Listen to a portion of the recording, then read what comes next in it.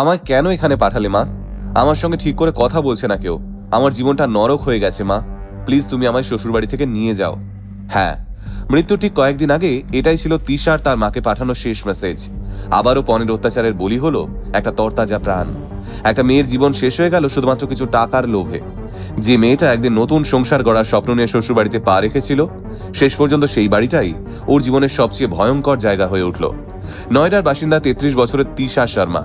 Tisha MBA graduate. দুটো বহুজাতিক সংস্থায় চাকরিও করেছে তিশা।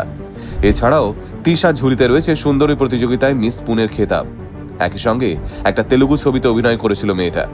আর এইরকমই একটা গুণী মেয়ের ঝুলি তো দেখব সম্প্রতি ভোপালের কাটারা হিলস এলাকায় তার শ্বশুরবাড়ি থেকে পাওয়া গেছে। তিশার পরিবারের অভিযোগ, শ্বশুরবাড়ির লোকজন পণের দাবিতে অত্যাচার চালাতো তিশার ওপর।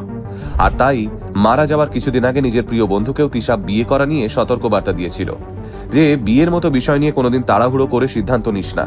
বিয়ে করতে হবে বলেই বিয়ে করিস না। আমি ফেঁসে গিয়েছি, তুই কিন্তু ফাঁসিস না।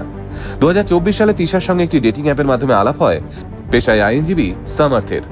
প্রথমে আলাপ, তারপর বন্ধুত্ব, সেই বন্ধুত্ব থেকে প্রেম, তারপর বিয়ের সম্মতি। আর তাই গত ডিসেম্বরেই দুই পরিবার দাঁড়িয়ে থেকে জাঁকজমক সহকারে তিশা আর সামার্থের বিয়ে দেয়। আর এটা মে মাস, অর্থাৎ বিয়ের মাত্র 5 মাসের মধ্যেই এই মর্মান্তিক পরিণতি হয় মেয়েটার। কিন্তু বিয়ের মাত্র 5 মাসের মধ্যে কিভাবে মৃত্যু হলো এত উচ্চশিক্ষিতা ট্যালেন্টেড একটা মেয়ের? আসুন আজকের ভিডিওতে সেই সবটা জানার চেষ্টা করি। সম্প্রতি ইনস্টাগ্রাম জুড়ে তিশার বিয়ের ভিডিও ভাইরাল, কিন্তু একই সঙ্গে ভাইরাল একটা সিসিটিভি ফুটেজ। যে সিসিটিভি ফুটেজে দেখা যাচ্ছে তিশাকে তার শ্বশুরবাড়ির ছাদে উঠতে, এবং তার কিছুক্ষণের মধ্যেই ছাদ থেকে তিশাকে নিচে নামিয়ে আনছে তিশার স্বামী সহ আরো দুজন ব্যক্তি। তবে সুস্থভাবে মেয়েটাকে ছাদে উঠতে দেখা গেলেও ওকে এক প্রকার নিষ্প্রাণ অবস্থাতেই নামিয়ে আনা হচ্ছে। সংবাদ মাধ্যমের কাছে তিশার দিদি জানিয়েছেন, বিয়ের পর থেকেই বোন একটু একটু করে বদলে যাচ্ছিল। আমাদের ছটফটে মেয়েটা বিয়ের পর থেকেই দেখতাম খুব কম কথা বলতো, সেরকম আর একটা বাড়িতেও আসতো না। এর মধ্যেই ও সন্তান সম্ভব হয়, কিন্তু ছেলের বাড়ির লোক তাদের বংশধরকে মেনে নিতে অস্বীকার করে। আর সেখান থেকেই শুরু হয় অত্যাচার। তিশার পরিবারের এও অভিযোগ, ছেলের বাড়িতে তাদের মেয়েকে দীর্ঘদিন ধরে মানসিকভাবে অত্যাচার করা হতো।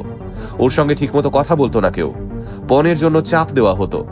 শুনলে অবাক হবেন, তিশার শাশুড়ি গিরিবালা সিং, তিনি ভোপালের একজন রিটায়ার্ড ডিস্ট্রিক্ট জাজ।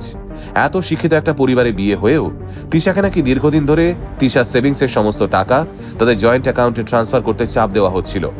যদিও ময়না তদন্তের রিপোর্টে পরিষ্কারভাবে আত্মহত্যা উল্লেখ থাকলেও তিশার গায়ে আঘাতের চিহ্ন দেখে ওর পরিবারের দাবি এই মৃত্যু অস্বাভাবিক। আর তাই ইতিমধ্যেই তিশার মৃত্যুর সঠিক তদন্তের দাবিতে জাস্টিস চেয়ে আন্দোলন শুরু করেছেন তিশার পরিবারের মানুষেরা।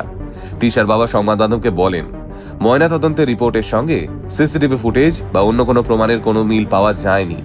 ছেলের বাড়ির সদস্যরা যেহেতু প্রত্যেকেই আইনজীবী, তাই তারা অপরাধ ধামা চেপা দেওয়ার চেষ্টা করছে এবং তাদের বিরুদ্ধে ওঠা সমস্ত অভিযোগ অস্বীকার করছে।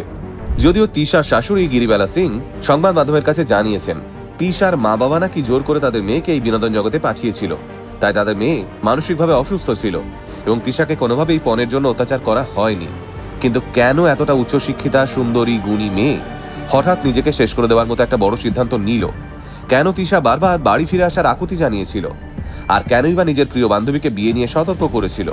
বর্তমানে এই প্রশ্নগুলোই উঠে আসছে তিশার এই মর্মান্তিক মৃত্যুকে ঘিরে। যদিও এই মুহূর্তে তদন্ত চলছে জোর কদমে, তাই তিশা শর্মার এই মর্মান্তিক মৃত্যু আদৌ আত্মহত্যা নাকি পরিকল্পিত খুন, সেটাই খতিয়ে দেখছে পুলিশ। আজ তিশার মা বাবা অনুতপ্ত। তারা স্বীকার করেছেন, মেয়ের কথা তাদের আরো আগে বোঝা উচিত ছিল। সমাজের চোখে মেয়ের বিয়ে বাঁচানোর জন্য তারা দিনের পর দিন মেয়ের কথাকে অমান্য করে গেছেন। তাই তিশা শর্মার এই বিষয়টা আমাদের আরো একবার চোখে আঙুল দিয়ে দেখিয়ে দেয়, বিয়ের মতো বড় সিদ্ধান্ত নেওয়ার আগে প্রতিটা মানুষেরই আরো বেশি সতর্ক হওয়া উচিত এবং পরিস্থিতি হাতের বাইরে বেরিয়ে যাচ্ছে বুঝলে অবিলম্বে সেখান থেকে বেরিয়ে আসা উচিত। আর হ্যাঁ, প্রতিটা বাবা মায়ের উদ্দেশ্যেই বারংবার একটা কথা বলার, আপনার সন্তান যখন বারংবার আপনাকে জানাচ্ছে যে সে একটা সম্পর্কে ভালো নেই, তার অসুবিধে হচ্ছে, প্লিজ সেটা সিরিয়াসলি দেখুন। দয়া করে এই সমাজ কি বলবে ভেবে নিজের সন্তানের শেষ দিন দেখার জন্য অপেক্ষা করে বসে থাকবেন না।